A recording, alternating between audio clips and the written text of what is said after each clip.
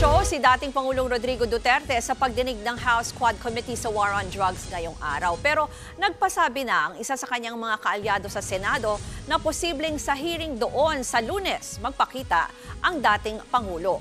Samantala, sa unang pagkakataon humarap si dating Senador at Justice Secretary Laila De Lima sa investigasyon ng Quadcom. Para sa iba pang detalye, makakausap natin sa linya ng telepono si Marian Enriquez. Marian, ano ba ang update dyan? Yes, Ruth, nagpadala nga ng sulat kagabi ang kampo ni dating Pangulong Rodrigo Duterte na hindi na siya makadadalo sa pagdinig ng Kamara tungkol sa war on drugs ng kanyang administrasyon dahil masama raw ang pakiramdam niya. Bukod pa dyan, short notice din daw ang imbitasyon ng Kamara kaya hindi na siya nagpakita.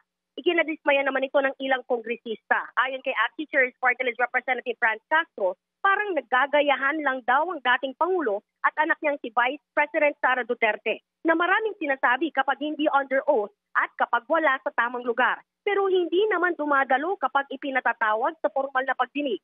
Tila nag-uugaling pusit daw ang mag-amang Duterte para hindi masagot ng maayos ang tanong ng mga kongresista.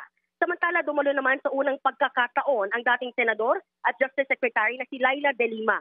Idinitali niya ang naging investigasyon nila mula noong chairperson pa ng Commission on Human Rights tungkol sa Davao Death Squad o DDS. Sabi ni De Lima, mula noong 1988 hanggang 1998, panahon kung saan naging alkalde ng Davao si Digong, meron daw 15,000 na pabuya sa bawat drug suspect na mapapatay ng DDS. 5,000 umano para sa police na handler at 10,000 para sa mismong assassin. Naulit daw ito nang maupo ulit sa pwesto sa Davao si Duterte mula 2001 hanggang 2016. Lumabas din sa pagdinig na dito nagmula ang laban na konsepto ng drug war. Bruce? Maraming salamat, Marian Enriquez. Mga kapatid, ako po si Ruth Cabal.